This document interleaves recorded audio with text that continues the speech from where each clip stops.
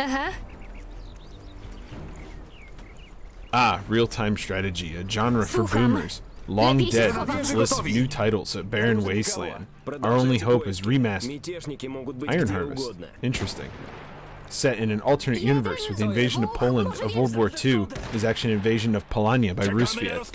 Oh, also, Tesla, yes, that Tesla, is making giant walker mechs that have naval-sized cannons for weapons. In reality, it's all actually set in a world created by the Polish artist Jacob Ryszalski. This guy. Several parts of the setting that are very prevalent in his paintings are in the game. In fact, some of his paintings are actually used as backdrops for menus. Potrzeba worków z piaskiem? Obsadzamy karabin maszynowy. Działo gotowe na rozkazy. Przygotować salwę! Masz dla mnie zadanie? Co mogę zrobić dla Polanii? CKM-iści gotowi do walki. Czego potrzeba? Przygotować się do ostrzału! The first thing you will notice about Iron Harvest is how great it looks. The art direction mixed with quality textures creates an overall attractive game. Cinematics are of great quality. Some are black and white video from either our timeline or one very similar, but with the mechs of this new technology incorporated. Others are either video pertaining to the story and characters, more on that later, or rendered in-engine with a similar goal. Units are extremely well animated. Mechs have a sense of scale in their weight as they walk. Other lighter mechs carry bolt-action rifles that the mech manually actuates like an infantryman would. Explosion and particle effects have quality pop and flash to them. Environment crumbles to damage, buildings losing walls and parts as they fracture and come apart. Brick walls lose sections if they're hit by heavy weapons. Even if hit by mistake, it's still great to look at.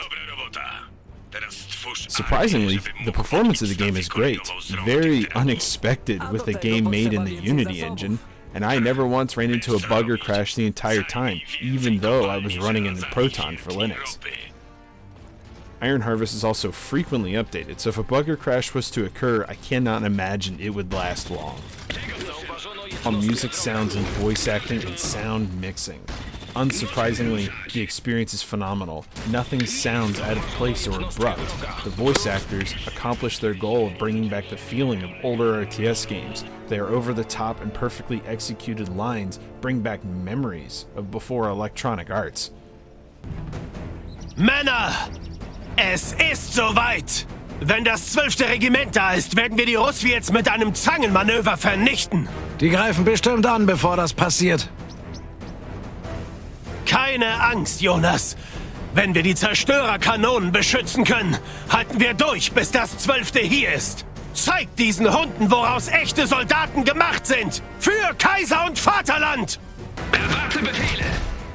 One thing I do recommend, however, is to check the option in the settings to have the units and characters speak in their native languages. English voice actors did do a great job, but in my opinion, the native actors are superior. Several things go in tandem to the voice actors as well. For example, non-vehicular units will transfer to an in-person or over-the-radio voice, depending on whether you can physically see them or not. Vehicles, however, will always operate over the radio. Das 12. Regiment! Die Verstärkung ist eingetroffen! Das 12. ist besiegt. Wir werden verfolgt und brauchen Hilfe. Sie werden in Stücke gerissen! Wir müssen ihnen helfen!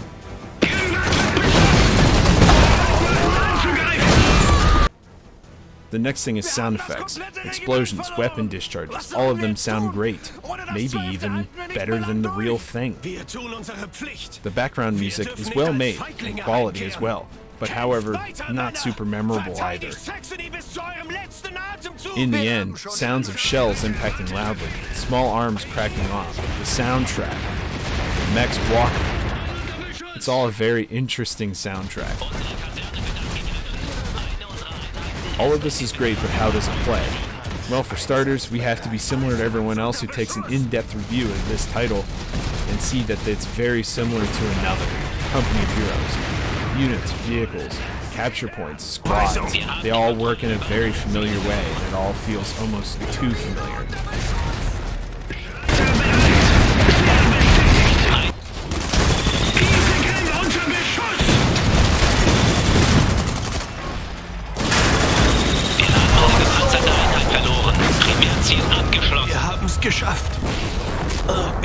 sie aufgehalten. Das war es wert. Oder, Jonas? Jonas?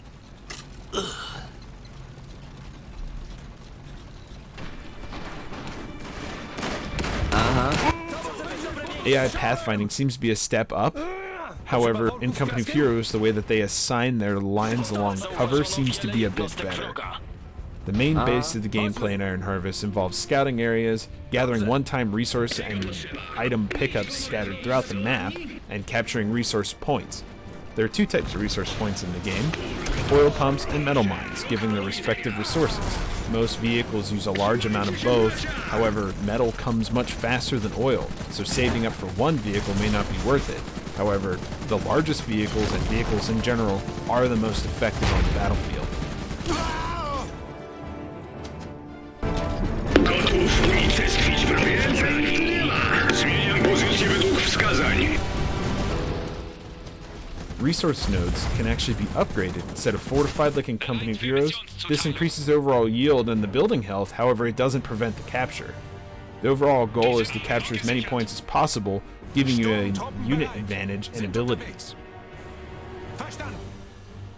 This is even more prevalent in the oil nodes, as they are relatively rare and don't give as much per tick as the metal. Population, however, seems kind of small by default. It's increasable in the options, but this coupled with the small selection of units makes the scale surprisingly small in a game with skyscraper-tall mechs. Upgrading buildings to produce higher tier units instead of building a new building altogether makes the base building aspects seem kind of tacked on. You only build 2 buildings besides the headquarters. However, this makes losing one devastating, since you have to rebuild the building and upgrade it again if you lose it. A few additional higher tier tech buildings for the higher tier units, or perhaps a building or two that upgrades units in a significant way could have been added here, seeing as there is no upgrades units outside of veterancy.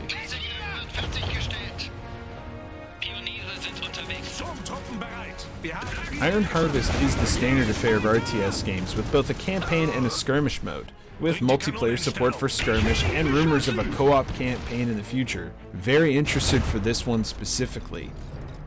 The campaign has great story building, likable characters with great voice actors and great execution, memorable situations for each to be placed in, even if they are a bit cliche.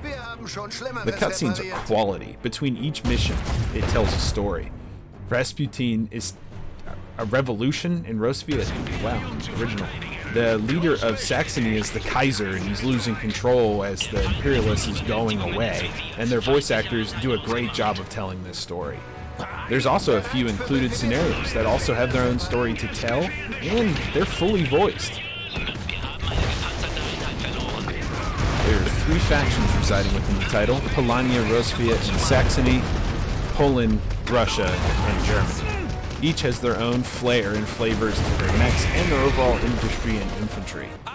The differences between each mechs are not super significant in effectiveness, but they are very different cosmetically. Они попробуют уничтожить захваченные генераторы до того, как мы их разберем. Мы создали оборонительные линии, чтобы их сдержать. Но у нас не хватит бойцов, чтобы удержать. Pierwsza frakcja poste. Giant mechs with huge cannons, long-range deployable stationary artillery crabs, heavy mobile mortars, and a machine gun trash can. Stock infantry is long-range riflemen, with them later becoming machine gunners and cannon exoskeleton.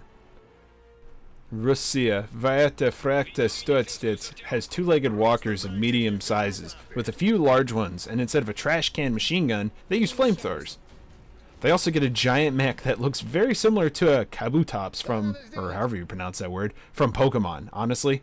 And they also have wagon wheel shellfish rear walker leg Nebelwerfer Katyushka rocket and a giant standard walker mech with cannons.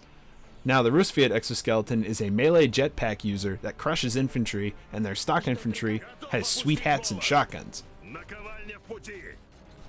Die letzte Fraktion Deutschland bekommt eine standard infantry unit with machine pistols and upgradable to machine gunners later, with their mechs being a big square with a machine gun, a crab with a Panzer II turret on it, and a giant crab with guns all around it.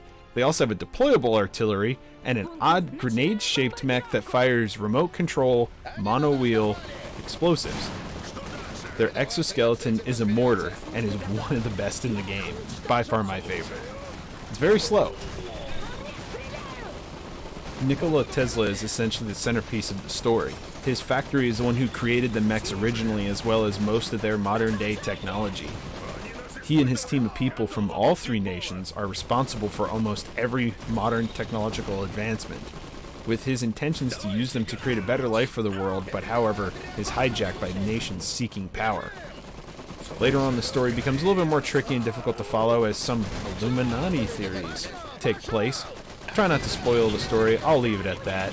However, it's not a great story arc in my opinion. The whole Illuminati thing's a bit of a cop-out.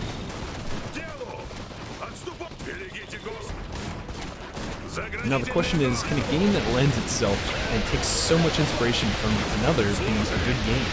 Sure, I think so. There's a lot of great games that have done that. However, we can't deny that the overall package to Company of Heroes is inferior. Both have great stories, incredible storytelling, but for mechanics and gameplay alone, Company of Heroes has better execution. It's just a bit finer. It's difficult to run out and suggest Iron Harvest when Company of Heroes is a much cheaper title, and it's much better after the campaigns. For example, Iron Harvest only has like 8 maps for skirmish. However, for the campaign alone, Iron Harvest is worth it, but I don't expect much value after, which is fine with me. Hopefully in the future they add more maps, scenarios, and build off the base game that they've created. Really interested in that co-op mode. However, at this point in time, it's a quality campaign, and if you wanted a single-player campaign, go for it. The Great War, that was supposed to end all wars, is over. While in secret, the seed is sown for the next war.